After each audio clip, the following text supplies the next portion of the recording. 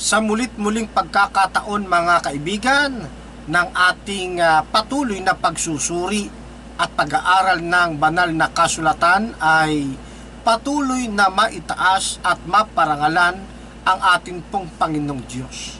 Sa mga pagkakataong gaya na ito na tayo nagkakadaupang palad sa impapawid upang bigyang daan ang mga salita ng ating Panginoong Diyos, ay hingin natin ang kanyang patnubay at nang tayo ay matulungan sa ating mga pagsusuri. Pansamantala tayong manalangin. Purihin ka, O Diyos, sa pagkakataong ito, Amang Banal. Kayo po ang patuloy na mahayag ang inyong kalooban, ang siyang patuloy naming makita sa pag-aaral na ito. Ipaunawa sa amin ang mga bagay-bagay na dapat naming matutunan sa pamamagitan ng himpilang ito ng aspect of life, Amang Banal. Gamitin mo sa inyong ikaluluwalhati. Sa mapapaabutan ng pabalitang ito, makilos nawa ang banal na espiritu sa kanilang mga puso at magyabong at sila'y magkaroon ng tunay ng pagkakilala sa banal ninyong kasulatan. Tanggapin nila ito ng taos sa kanilang puso, iyakapin nila ang katotohanan. Binabalik po namin ng aming papuri, pasasalamat sa pamamagitan po ng pangalan ng aming Panginoong Hesus. Amen. Sa mga oras na ito ay ating tatalakayin kung sino ang banal na espiritu.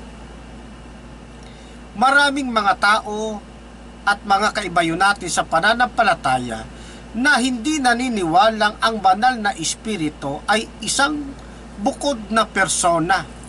Hindi rin sila naniniwala na ang banal na espiritu ay tunay na Diyos. Para sa iba, ang banal na espiritu ay isa lamang misteryosong kapangyarihan ng Diyos. Isa lamang itong personal na kapangyarihan ng Diyos. Ang iba naman naniniwala ang banal na espiritu ay extension ng kapangyarihan ng Diyos. Para naman sa iba, ito ay isang aktibong persa lamang ng Diyos o active force na para bagang isang hangin o di kaya'y isang kuryente na hindi isang persona at lalong hindi Diyos sa kanyang kalikasan.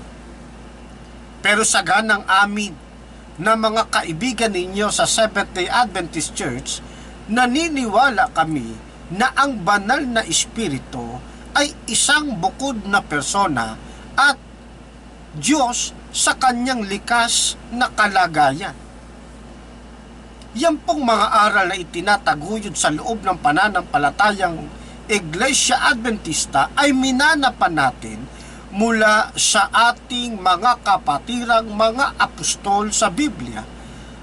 Minanapan natin ito mula sa bayan ng Diyos na nasa Biblia at ito ay tumutuloy lamang sa atin hanggang sa kasalukuyan. Ngayon, ano ang katunayan na ang banal na espiritu ay Diyos?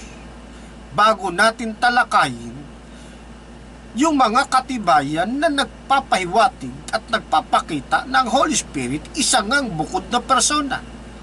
May mababasa ba tayo sa Biblia na ang Holy Spirit ay isang Diyos? Meron po mga kapatid. Yan po ay patiuna nating babasahin sa aklat ng mga gawa. Sa Kapitulo 5 muna tayo at susundan natin sa Kapitulo at talatang 3 hanggang 4. Ganito po ang ating mababasa. Kapitulo 5, 3 hanggang 4. Ang wika po ng Biblia, sapagkat sinabi ni Pedro, Ananias, bakit pinuspos ni Satanas ang iyong puso upang magsinungaling sa Espiritu Santo upang maglingid ng isang bahagi ng halaga ng lupa. Nang yaoy nanatili pa, hindi baga yaoy nananatiling iyong sarili? At nang maipagbili na, hindi baga nasa iyo ring kapangyarihan? Ano't inisip mo pa ang mga bagay na ito sa iyong puso? Hindi ka nagsinungaling sa mga tao, kundi sa Diyos. Ano po ang sabi ni Apostol Pedro kay Ananias? Bakit ka anya nagsinungaling?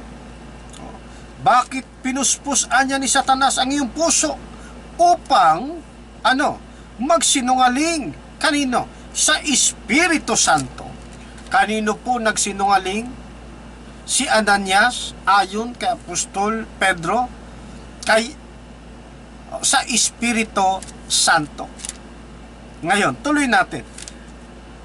Sabi sa talatang 4, hindi ka nagsinungaling sa mga tao, sabi ni Pedro, kundi kanino? Kundi sa Diyos. Ano ibig sabihin? Ang pinagsinungalingan ni Ananias na Espiritu Santo ay walang iba kundi Diyos sa kanyang kalikasan. Ang sabi ni Apostol Pedro, si Ananias ay nagsinungaling sa Espiritu Santo. Sunod na bahagi, hindi ka nagsinungaling sa tao, kundi sa Diyos. Isang malinaw na pagbubunyag sa atin na ang banal na Espiritu ay tunay na Diyos sa kanyang kalikasan. Hindi ito kagaya ng iniisip ng iba na isa lamang aktibong pwersa o isang misteryosong kapangyarihan o ekstensyon ng kapangyarihan ng Diyos. Hindi rin ito personal na kapangyarihan ng Diyos na kumikilos, kundi ang banal na Espiritu ayon kay Apostol Pedro sa kanyang pagpapatotoo, sa kanyang mga sinabi, ang banal na Espiritu ay Diyos. Ngayon, maliban sa talatang ito, mayroon pa ba na nagpapatunay na ang banal na Espiritu ay Diyos? Meron po, mga kapatid. Dito sa aklat ng Isaias, gusto kong ating basahin muna ang talatang ito. Sa Kapitulo 6, 9 hanggang 10 ng Isaias.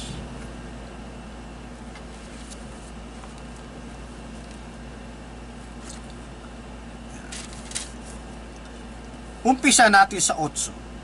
At narinig ko ang tinig ng Panginoon. Sino pong nagsasalita? Ang Panginoon. Alam natin na ang Panginoong binabanggit dito ay Diyos. At narinig ko ang tinig ng Panginoon na nagsasabi, sinong susuguin ko at sinong yayaon sa ganang amin? Magkagayo sinabi ko, narito ako, suguin mo ako. At sinabi niya, ikaw ay yumaon, saysayin mo sa bayang ito, inyong narinig nga, ngunit hindi ninyo nauunawa, at nakikita nga ninyo, ngunit hindi ninyo namamalas. Patabain mo ang puso ng bayang ito, at inyong pabigatin ang kanyang mga pakinig, at inyong ipikit ang kanilang mga mata. Baka sila'y makakakita ng kanilang mga mata at mga karinig ng kanilang mga tainga o ng mga pakinig, at mga kaunawa ng kanilang puso at mga balik loob at magsigaling. Ito po ang mga salita na binitawan ng Panginoon o ng Diyos. Ngayon, pagdating sa aklat ng Korinto, ng mga gawa, mapapansin ninyo mga kapatid na ang Panginoon na binabanggit dito ni Propeta Isaias ay walang iba kundi ang banal na Espiritu. Dito sa Kapitulo 28, sa mga talatang 25 hanggang 27, ganito po ang ating mababasa. At sila'y hindi mangagkaisa, ay mangagsialis. Pagkasabi ni Pablo ng isang salita, mabuti ang pagkasalita ng Espiritu Santo sa pamamagitan ng propeta Isaias sa inyong mga magulang. Pansinin po ninyo, mayroong ipinakikilala rito na nagsalita sa panahon ni propeta Isaias. At ang nagsalita na sinasabi rito, Espiritu Santo, na nagsalita sa pamamagitan ni propeta Isaias. Ano yung mga salitang yon? 26 na sinasabi, pumaroon ka sa bayang ito at sabihin mo, sa pakikinig ay inyong mapapakinggan, at sa anumang paray hindi ninyo mapag-uunawa, at sa pagtingin ng inyong makikita, at sa anumang paray hindi ninyo mamamalas, sapagkat kumapal ang puso ng bayang ito, at mahirap na makarinig ang kanilang mga tainga, at kanilang ipinikit ang kanilang mga mata. Baka sila'y mga kakita ng kanilang mga mata, at mga karinig ng kanilang mga tainga, at mga kaunawa ng kanilang puso, at muling magbalik loob, at sila'y aking pagalingin. Hindi ba't ang mga katagang ito rin ang mga katagang sinambit ng Panginoong nagsalita sa panahon ni Propeta Isaias, na ang Panginoong yun ay walang iba kundi Diyos. Kaya, kung inyong mapapagtagni-tagni at maaanalisa, ang Diyos o Panginoon na nagsalita sa panahon ni Propeta Isaias ay pinakilala ni Apostol Pablo pinakilala ni Apostol Pablo na ito'y walang iba kundi ang Espiritu Santo. Tuwirang sinabi ni Apostol Pablo na ang Holy Spirit o ang Espiritu Santo ay nagsalita sa pamamagitan ni Propeta Isaias. At yun na nga ang kanyang mga katagang binitawan. Nakita natin sa kaaklat ni Isaias ang nagsalita na Espiritu Santo ay Panginoon o Diyos. Kaya nga, napakatibay ng sinasandigang doktrina ng Seventh-day Adventist Church, sapagkat ito ay nakapundasyon sa banal na kasulatan. At sino man ay hindi matitibag ang mga katwirang itinala ng ating Panginoon sa banal na kasulatan. Ang tangi lamang nating gawin, mga kapatid, mga kaibigan, kung sakali ang inyong pagkaunawa o ang naituro sa inyo tungkol sa ating Panginoon ay isa lamang active force o isa lamang extension ng kapangyarihan ng Diyos, o di kaya ay misteryosong kapangyarihan, talikdan na ninyo ang maling paniniwalang iyan. Yakapin ninyo at panghawakan na ang ating Panginoong na nagsalita sa propeta Isaias ay siya ring Espiritu Santo. Kilalanin natin ang banal na Espiritu na Diyos sa kanyang kalikasan, sapagkat yan naman ang itinuturo sa atin at ipinakikilala ng mga tao ng Diyos na sumulat ng banal na kasulatan. Ngayon, samantalang nakita na natin ang ilang mga talata sa Biblia na ang banal na Espiritu ay isa talagang Diyos, atin namang aalamin kung siya ay tunay na Diyos, dapat taglay niya ang katangian ng pagiging tunay na Diyos. Halimbawa, yung pangalang YHWH o Tetragrammaton na ginamit sa tekstong Hebreo na ikinapit sa Ama at gamit din ng anak.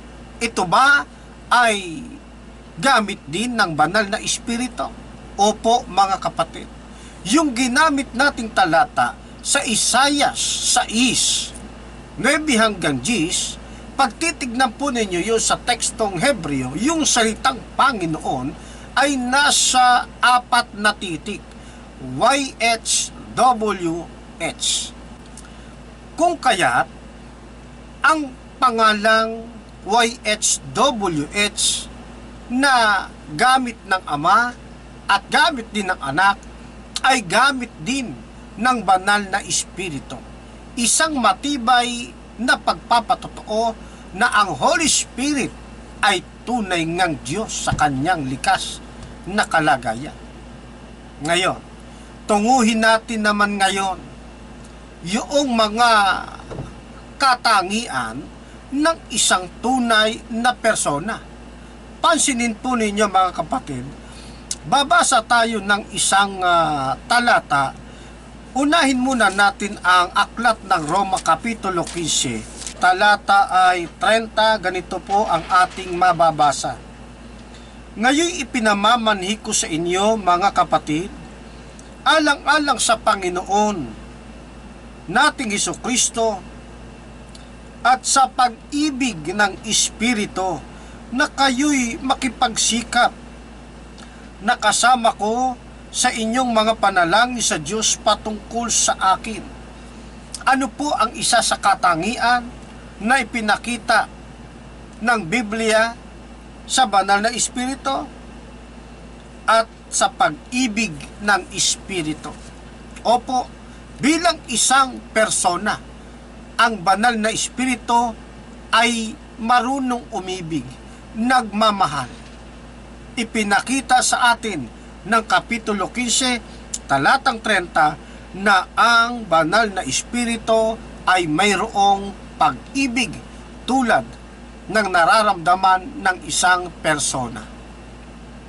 Maliban pa riyan, dito sa aklat naman ng Efeso, sa Kapitulo 4, talata nito ay 30, mababasa rin natin ang mga ganitong pangungusap. At huwag ninyong pighatiin ang Espiritu Santo ng Diyos na sa Kanya kayo tinatakan hanggang sa kaarawan ng pagkatubos. Ano po ang sabi ng Biblia? Ang banal na Espiritu ay ano raw po? Napipighati, nasasaktan. Kaya ang sabi sa atin sa aklat ng Efeso, huwag ninyong pighatiin ang Espiritu ng Diyos na nasa inyo, o nasa Kanya'y kayo'y tinatakan. Napipighati po, nasasaktan ang Espiritu Santo. Kung ito'y isang active force katulad ng kuryente o kaya ng hangin, papaanong sila ay masasaktan? Kung ito ay isa lamang misteryosong kapangyarihan ng Diyos o di kaya ay extension o personal na kapangyarihan ng Diyos, paano't nakakaramdam ng pag-ibig at paanong mapipighati? Ito'y nararamdaman lamang ng isang persona at hindi ng isang active force kagaya ng kuryente o di kaya'y ng hangin. Ano pa katunayan? Kaya nga yung paniniwalang yun na ang banal na Espiritu ay hindi Diyos at hindi persona, maling unawa sa banal na kasulatan. Ang nagtataglay na maganoong aral ay nangaligaw at nangasinsay sa katotohanan. Kaya naman ibinabalik tayo ng banal na kasulatan sa tamang pagkaunawa at pagkakilala sa Holy Spirit. Siya po ay isang tunay na Diyos at isang tunay na persona, marunong umibig at napipighati o nasasaktan. Ngayon, Isa pang talata, dito naman natin hugutin sa Kapitulo 14 ng Aklat ni Juan. Pansinin ninyo ang mga katagang ginamit muli. 14, umpisa natin sa 26. 14:26. Datapwat ang mang-aaliw sa makatwid bagay ang Espiritu Santo na susuguin ng Ama sa aking pangalan. Siya ang magtuturo sa inyo ng lahat ng mga bagay at magpapaalaala ng lahat ng sa inyo'y aking sinabi. Pansinin ninyo ito mga kapatid. Datapwat ang mang-aaliw, sa tekstong Grego, ang ginamit po dyan ay parakletos. Yun hong parakletos, kapag katinignan ninyo sa diksyonaryo na Grego-Pilipino o kaya ay Grego patungo sa Ingles, makikita ninyo na hindi sapat na kahulugan ang salitang mang-aaliw para ilarawan ang kabuuan ng kahulugan ng parakletos. Pero dahil sa ang mang-aaliw ay halos mayroon ding malawak na kahulugan, kaya ito ang ginamit ng tagapagsalin ng iba't ibang mga translations ng Biblia. Pero ganun pa man, kulang po ang kahulugang ito para yakapin ng husto ang kahulugan ng salitang Grego na parakletos. Ngayon, ang sabi rito, datapwat ang mang-aaliw o yung parakletos. Sino yon? Walang iba kundi ang Espiritu Santo na susuguin anya ng Ama sa pangalan ng ating Panginoong Jesucristo. Siya ang magtuturo. Pansinin po ninyo yung mga taguring siya. Siya na magtuturo. Pag tinignan ho ninyo uli yung salitang siya, sa tekstong Grego, yan po ay nasa terminong ekienos, na siyang ikinagulat ng mga dalubhasa sa linguistika.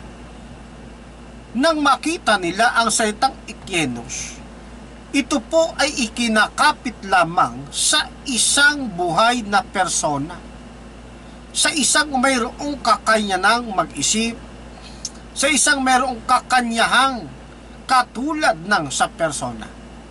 Hindi ito ikinakapit sa hindi persona. At nasumpungan din na ang ginamit na ekienos ay nasa kasariang panglalaki. Kaya nakatitiyak tayo ng Holy Spirit ay isang lalaki at hindi po babae, katulad ng paniniwala ng ibang pananampalataya rin. Ng Holy Spirit di umano, kagaya ng ating nakausap noong mga nakaraang taon, ng Holy Spirit ay babae. Pero dito, pinakikita sa atin ng Biblia na ang Holy Spirit ay ekienos. Siya. Kung ito'y nasa kasariang pambabae, dapat ekiena. Ay ang ginamit ekienos. Kaya nga ang isinalin sa wikang English ay he, personal pronoun, na nagpapakita sa atin na ang Holy Spirit isa talagang persona. At ang katangian pa ng persona, sabi nito, siya ang magtuturo sa inyo ng lahat ng mga bagay at magpapaalala ng sa inyo yung aking sinabi. Ano po? Magtuturo at magpapaalala.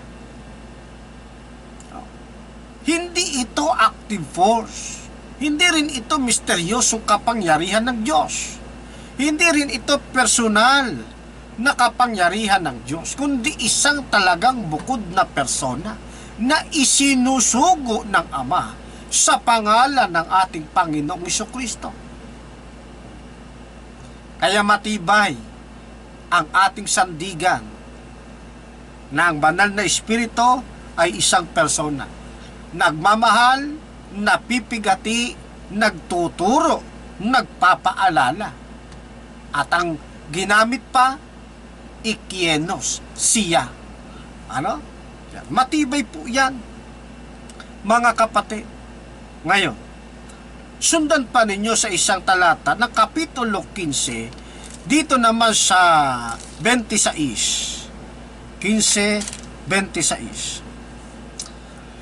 Datapwat pagparito ng mang-aaliw o yung ikienos na aking susuguin sa inyo mula sa Ama, sa makatibagay ang espiritu ng katotohanan na nagbubuhat sa Ama, ay siyang magpapatotoo sa akin. Kita ho ninyo, magte-testify rin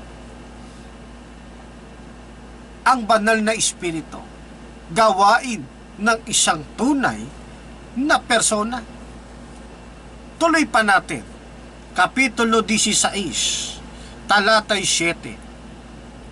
Gayon may sinasalita ko sa inyo ang katotohanan, nararapat sa inyo na ako yumaon, sabi ng ating Panginoong Hesus, sapagkat kung hindi ako yayaon, ang mang-aaliw o yung parakletos na pinag-usapan natin ay hindi paririto sa inyo. Ngunit kung ako'y yumaon, siya'y susuguin ko sa inyo. Napansin niyo, isa itong hiwalay na persona. Kailangang aalis ang ating Panginoon Jesus upang isugo naman ang Holy Spirit, sapagkat hindi paririto ang Holy Spirit kung ang ating Panginoon ay hindi aalis, sabi ng Biblia. Ngayon, 8. At siya, pagparito niya, kita ho ninyo, yung mga pagkakagamit ng siya at niya, ay lahat tumutukoy sa isang persona. At siya, pagparito niya, ay kanyang susumbatan ang sanlibutan tungkol sa kasalanan, sa katwiran at sa paghatol. Manunumbat din sa kasalanan. Ano ibig sabihin? Babagbagin ka ng Holy Spirit. Ipapaalala sa iyo na ikay nagkulang, ikay nagkasala. Ang banal na espiritu nanunumbat. Ang tawag ng iba dito, nangongonsensya. Gawain ng banal na espiritu. Gawain ng isang tunay na persona. Ngayon, sa 13, gayon may, kung siya, ang espiritu ng katotohanan ay dumating, ay papatnubayan niya kayo sa buong katotohanan. Kita ho ninyo, dadalhin tayo ng Holy Spirit sa buong katotohanan. Kaya kung ang katotohanan ng inyong tinanggap, mga kaibigan, ay partial lamang at hindi buo, ang ibig sabihin niyan, wala pa kayo sa tunay na iglesia. Sapagkat ang nasa tunay na iglesia ay nilakipan ng Holy Spirit ng aral na buo, hindi po pira-piraso. Kaya, kung ang pagkakilala ninyo sa banal na espiritu hindi tunay na Diyos at hindi rin isang persona, iwanan ninyo, mga kaibigan, mga kapatid, ang pananampalatayang yan na inyong kinagisna. Oo't mahal ninyo ang inyong mga kasama riyan. Meron kayong utang na loob sa ibang kabahagi ng iglesyang yan, maaaring sa pastor, sa mga magulang, pero alang-alang sa inyong kaligtasan, alang-alang sa ating Panginoong Diyos, alang-alang sa banal na espiritu, sa buo ninyong pamilya, talikdan ninyo't iwanan ang maling pananampalataya, tunguhin ang pananampalatayang nagsasabi ng totoo. Kaya nga, patuloy namin kayong iniimbitahan, mga kapatid. Pumaroon kayo sa aming mga tanggapan. Bukas po ang aming mga kapilya kapag natapos na ang isyu ng COVID-19. Inaanyayahan namin kayong dumalo sa aming mga pagpupulong. Kayo po ay papakilala. Sabihin ninyo ang inyong pangangailangang espiritual. Kayo po ay tutulungan ng ating mga manggagawa sa iglesia. ng ating mga laiko, ng ating mga elder. Sanda po silang maglingkod alang-alang sa inyong mga kaluluwa. Yakapin natin mga kapatid na ang banal na Espiritu ay tunay na Diyos at isang persona na kailangan natin sa ating buhay upang tayo'y magabayan tungo sa buong katotohanan. Kaya sa pagkakataong ito mga kapatid, sa mga talatang ating ginamit, pasalamatan natin ang banal na Espiritu sa patuloy niyang pagigiya sa atin, sa patuloy na paghatid niya sa atin sa katotohanan. Pasalamatan natin at purihin ang banal na Espiritu. Sambahin natin ang banal na Espiritu sapagkat siya ay Diyos at persona na nakakadama ng pag-ibig, napipighati, nasasaktan. Kaya nga mga kaibigan, mga kapatid, aking isinasamon sa inyo, mga puspos tayo ng kapangyarihan ng banal na Espiritu. Pasakop tayo sa kanyang adhikain. Tunguhin natin ang landas ng katotohanan. Sama-sama natin salungahin ang daang patungo sa ating Panginoong Diyos. Isakbat natin ang tunay na pananampalataya na siyang patuloy na magiging sandata natin sa mga nagniningas na suligid. Kaya naman, pansamantala tayong manalangin upang patuloy tayong gabayan, pagpalain ng ating Panginoon. Tayo po'y manalangin. Amang banal, salamat po sa mga pagpapalang espiritual na aming natatanggap. Salamat sa mga pagkakataong patuloy ninyo kaming ginagabayan. At ngayon ay naipapakilala namin ang banal na Espiritu sa kanyang likas na kalagayan. Tanggapin siya ng mga tao at sampalatayanan bilang Diyos na inyo pong isinugo, na siyang mangangasiwa naman sa amin na magtuturo, magpapaalala at susumbat hanggang sa muli nang bumalik ang inyong bugtungan. Nagpapasalamat po kami ng marami sapagkat dinala niyo kami una sa pananampalatayang ito na nangahawak sa tunay na katotohanan. Ang aming pong mga kaibigan wala pa sa iglesia, patuloy niyo po silang hipuin amang banal. Layo namin na sila'y makapiling din namin sa pananampalataya. Makasama namin doon sa langit na bayan. Makasama namin sa inyong inihanda na panibagong paraiso. Hindi po, amang banal, kahabagan po ang bawat isa sa amin. Patuloy niyo po kami patawarin sa aming mga pagkukulit, mga pagkakasala. Binabalik po namin ang aming patuloy na pagluwalhati sa inyong amang banal at ang aming walang hanggang pasasalamat. Dinadalangin din namin ang aming mga kapatiran na nasa pag-aagam-agam, dala ng mga may nagtuturo upang sila ay mailihis sa tunay na pagkilala sa banal na Espiritu. Iingatan niyo po sila natin. At sa inyong muling pagsusugo sa pagbabalik ng inyong lungtunaan, isa mas sa amin ay walang mawag, kundi bagkus. Masaya namin sa lubungin ng inyong anak sa alapaaptunan at magmana ng buhay na walang hanggan. Salamat po ng maraming ang banal sa matamis na pangalan ng aming Panginoon.